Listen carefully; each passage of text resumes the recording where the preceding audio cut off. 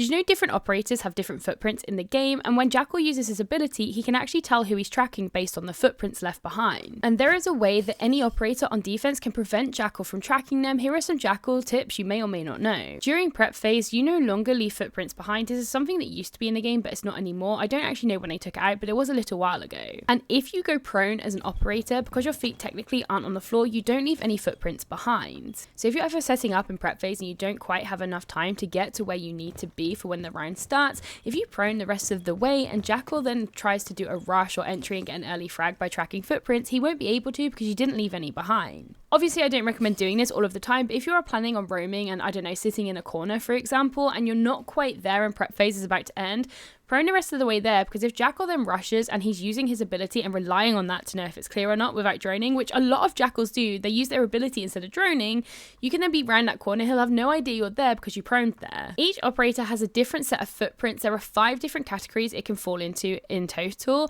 Now, Skopos herself has her own set of footprints because obviously they're robots. But there are a lot less in some categories than others, so if you know what category each operator's footprint belongs to, if you're using Jackal and you can see a specific footprint and you know who's on the board, you actually can work out who you're tracking. Cav, for so long, was one of the very few people in one of the categories, so I never used to ping her.